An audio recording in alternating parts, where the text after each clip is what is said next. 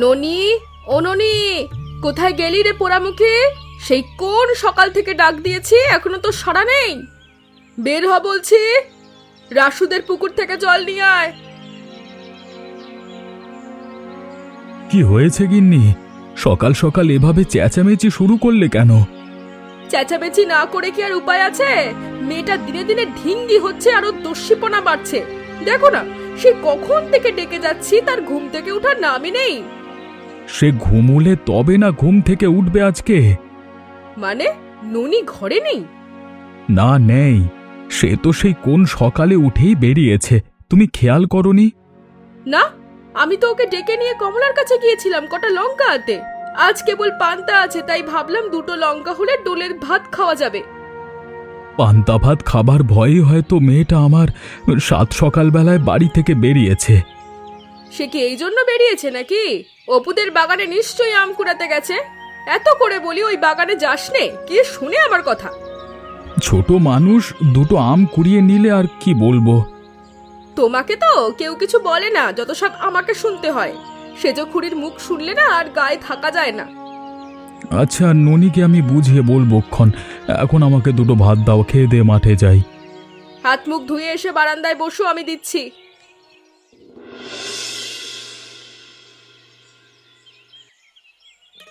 এই যা, সুপুরি নেই যে।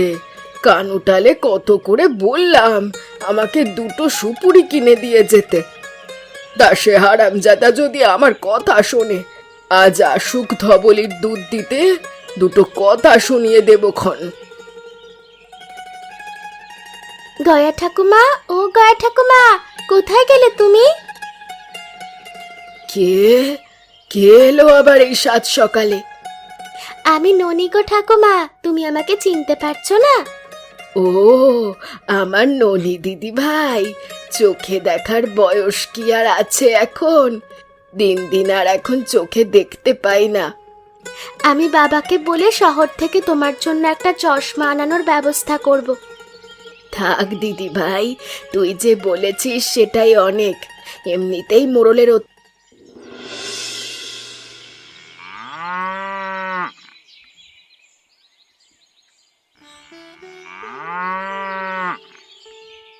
কি হে গোপাল দাদা, এক মনে জমি চাষ দিয়ে যাচ্ছ দেখছি, মুখে কোনো কথা নেই কেন?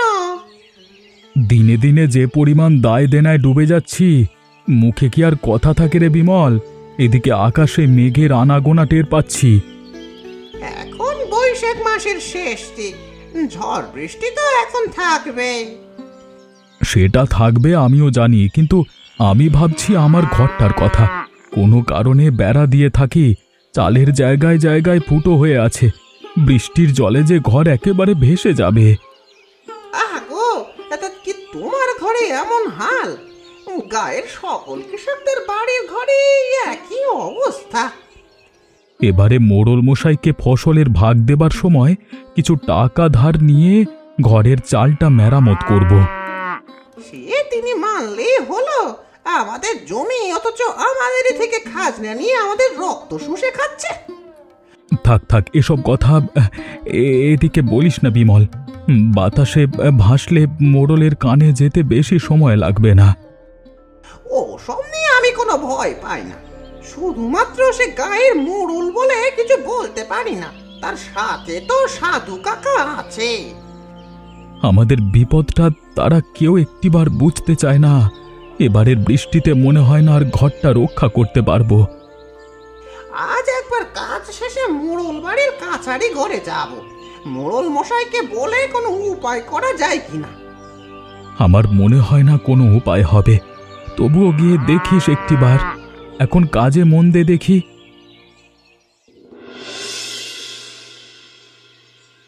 কই রে সবাই, কাজ কাম রেখে সবাই একটু এদিকে আয় দেখি। মোড়ল মশাই তোদের সবার সাথে একটু কথা বলতে চায়। আগে আগে বলুন মোড়ল মশাই, আমাদের ডেকেছেন কেন? চুপ করে দাঁড়া না 2 মিনিট, মোড়ল মশাই নিজেই সব বলবে, দাঁড়া। আকাশে মেঘ করেছে, আমাদের সন্ধ্যাটাকে ফসল ঘরে তুলতে হবে। কি এত বড় কথা? আমার গায়ে থেকে আমার উপরে কিনা বেয়াদবি কথা হচ্ছে। এই জমি আমার বাপ দাদাদের, তারা তোদের বাপ দাদাদের কাছে দান করে গিয়েছিল। সে যাই করুক না কেন, কিন্তু এখন তো আমাদের এসব জমির মালিক আমরা। তোমরা না মালিক হলেও আমার দাদার দেওয়া সম্পদের সমপরিমাণ টাকা আমি তোমাদের থেকে নিতে চাই। সারা বছর কষ্ট করে ফসল দিয়ে আমাদের সংসার চলে মোড়ল মশাই, আর এখন তার উপরে খাজনার হার বেড়েছে। চুপ থাক ছোট লোকের দল, টাকা না নিতে পারলে এবারের ফসল সব মোড়ল মশাইয়ের বাড়িতে জমা দিয়ে আসবি তোরা। সে কি, সব সব ফসল যদি মোড়ল মশাইয়ের বাড়িতে পাঠাই, তাহলে আমার সংসার চলবে কি করে? তোমার সংসার কিভাবে চলবে সেটা জানা তো আমার কম্য নয়। কালকের মধ্যে টাকা না দিলে পরের দিন থেকে জরিমানা হবে। মনে থাকে জানো সবার এই কথা। চলুন মোড়ল মশাই, চলুন।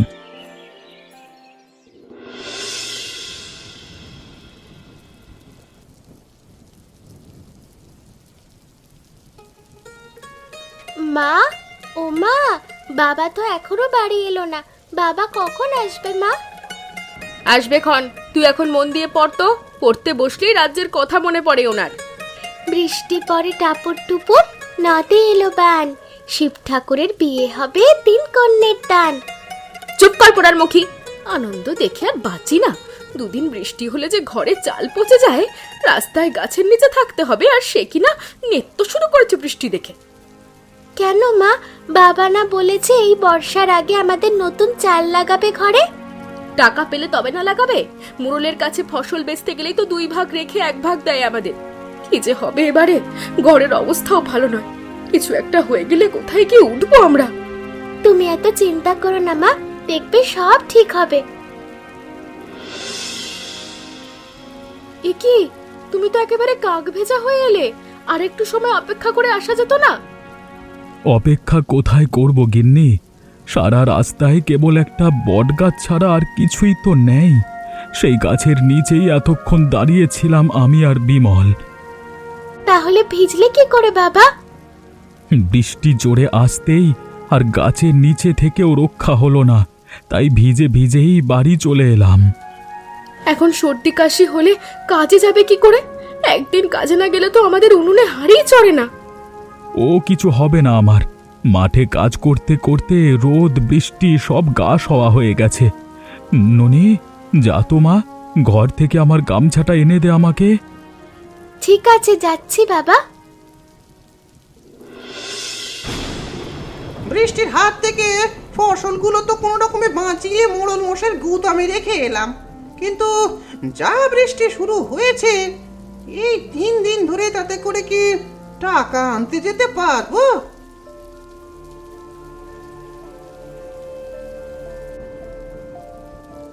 কি গো, জল পড়ে ভেসে যাচ্ছে বারান্দায়, আর তুমি চুপ করে বসে আছো? একটিবার আমাকে ডাক দিতে তো পারতে। জল তো পড়বেই, ঘরে চালের অবস্থা যে শোচনীয়, আর 2 দিন এভাবে বৃষ্টি হলেই ধসে পড়বে। মোরলের গুদামে তো ফসল সব দিয়ে এসেছো, এখন তো ফসল ঘরে তোলা নিয়ে চিন্তাও নেই। এক পাক গিয়ে ফসলের দামটা নিয়ে এলেই তো পারো। সে যাব, কিন্তু যেভাবে বৃষ্টি হচ্ছে যাব কি করে? বৃষ্টি তো থামার নামই নিচ্ছে না। আমার তো বড্ড ভয় হচ্ছে জানো।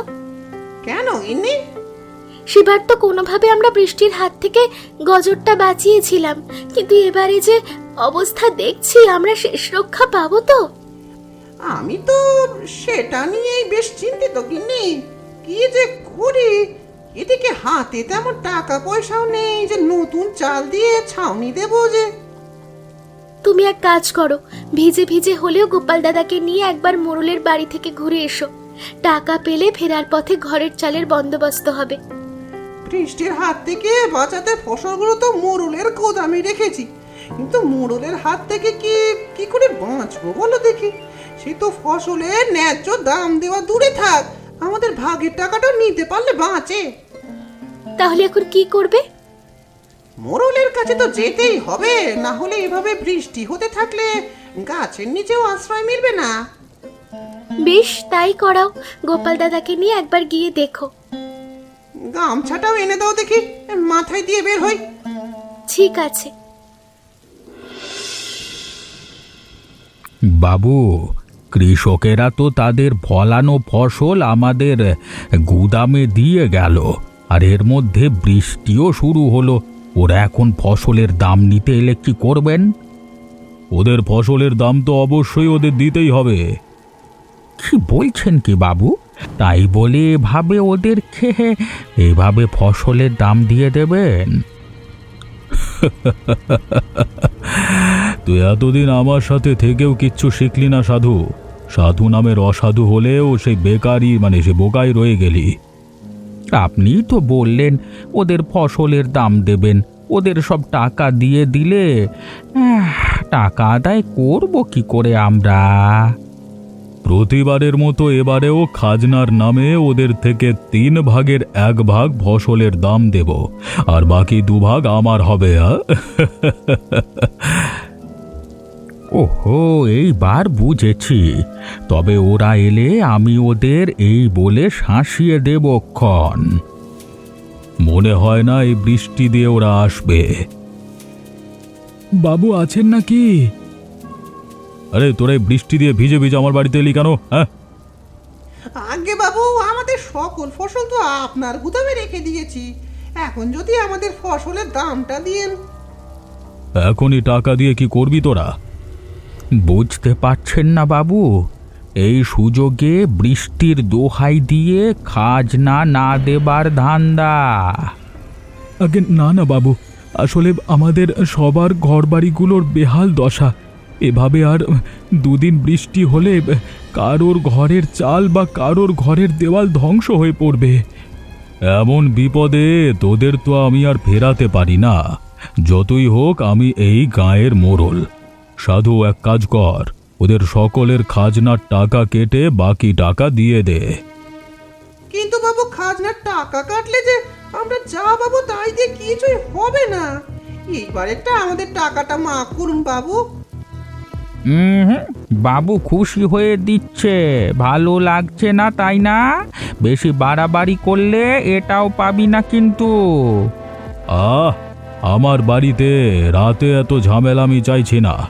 দ্রুত ওদের টাকা দিয়ে বের করত।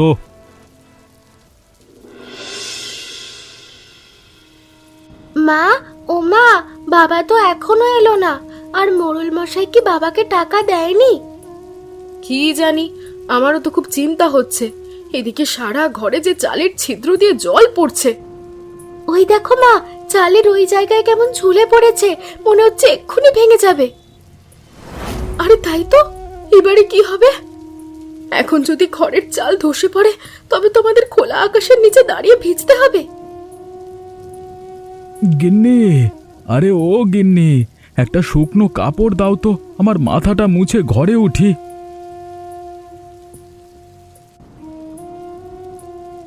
তুমি এসে পড়েছো বাবা? কি গো, তোমার আসতেও তো দেরি হলো যে? মোড়ল মশাই বুঝি টাকা দেয়নি? না গো গিন্নি, সে আমাদের বেশি টাকা রেখে অল্প কিছু টাকা দিয়েছে না। এই দিয়ে তো ঠিক মতো বাজারই হবে না, ঘরের ছাউনি কি করে দেব? ওই দেখো, ঘরের চাল ভেঙে যায়, জল পড়ে সারা বারান্দা একাকার অবস্থা। চারপাশে এত মানুষের হাহাকার কিসের বাবা? সবাই যে গৃহহারা হয়ে যাচ্ছে রে মা, আমাদেরও বুঝি গাছের নিচে আশ্রয় নিতে হবে? এত মানুষ বিপদে পড়েছে, আমাদের আর ঘরে বসে থাকা চলবে না, না হলে এখানেই চাপা পড়ে মরতে হবে। তাহলে চলো সবাই বেরিয়ে পড়ি, দরকারি কিছু জিনিসপত্র নিয়ে বের হই। চলো দেখি কোনো উপায় করতে পারি কিনা। অনুনি, আমার সাথে আয় তো মা। ও গোপাল দাদা, এখন আমরা কি করবো গো? এই বৃষ্টিতে তো সবাই এখন গৃহহারা হলাম। আবার একবার মোড়ল মশাইয়ের কাছে গেলে কেমন হয় বলো তো? না না না, মোড়ল মশাই দেবে আমাদের আশ্রয়? সেগুড়ে বালি, আমাদের ন্যায্য টাকা যে মেরে খায়, সে কি করে আশ্রয়দাতা হবেন? একদম ঠিক বলেছিস জয়া, মোড়ল একটা বড় পাপের হারামি। ওর বাপটা যেমন খারাপ ছিল, বীজটাও তেমন খারাপ হয়েছে। একেবারে রক্তবীজ গো পিসি, এখন আমরা কি করি বলো তো পিসি? এখানে তো বেশিক্ষণ থাকা যাবে না, আস্তে আস্তে জল ঢুকছে। আরে তাই তো, এখন আমাদের যাওয়ার যে আর কোনো রাস্তা নেই। একটা উপায় আছে, যদি তোরা সেই মতো কাজ করতে পারিস তাহলে আমাদের আর বৃষ্টিতে ভিজতে হবে না। কি উপায় পিসি? আমাদের সময় কোনো বিপদ আপদ দেখলেই মানুষ মাটির নিচে ঘর বানাতো। এটা যেমন বিপদ থেকে রক্ষা করে, তেমন শত্রুদের নজরের আড়ালে রাখে। এটা কি করে সম্ভব? এমন আবার হয় নাকি? আমিও ছোটবেলায় এমন কাহিনী শুনেছি, তবে কখনো দেখিনি। তোমার এই বুদ্ধি কাজ করবে তো গয়া পিসি? করবে বই কি, তোরা শুধু একবার মাটির নিচে ঘরটা বানিয়ে দেখ। আমার মনে হচ্ছে এটাই শেষ উপায়। এটাই করতে হবে, এছাড়া তো আর কোনো পথও খোলা নেই আমাদের। বাড়ি থেকে বের হবার পথে দা, কোদাল, খুন্তা সব নিয়ে বেরিয়েছি। তাহলে এখনই কাজ শুরু করে দে, কি বলো গোপাল দাদা? তুই ঠিকই বলেছিস, এছাড়া তো আর কোনো পথ নেই। চল, সবাইকে নিয়ে আমরা আমাদের মাটির নিচে ঘর বানানো শুরু করি।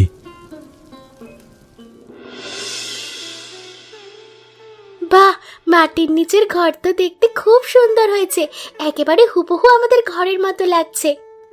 বলেছিলাম না দিদি ভাই, মাটির নিচের ঘর হবে আমাদের শেষ আশ্রয়। দেখলি তো? বেশ ভালো হয়েছে, আর আমাদের মাটির উপরে যাওয়ার দরকার নেই। মাটির নিচের ঘরে আসতে না আসতেই দিদি দেখি ওপরে যেতে চাইছো না, কি ব্যাপার গো? কি করবো রে কমলা, ওপরে ওই অর্থপিপাসু মোড়লের অত্যাচার থেকে তো বাঁচা যাবে। যাক, অবশেষে সব কাজ শেষ হলো, এবার আর কোনো চিন্তা নেই আমাদের। আর খানিকটা কাজ বাকি আছে বিমল, হাত চালিয়ে কাজ করো সবাই। হ্যাঁ হ্যাঁ দাদা, আমাদের কাজ প্রায় শেষের পথে।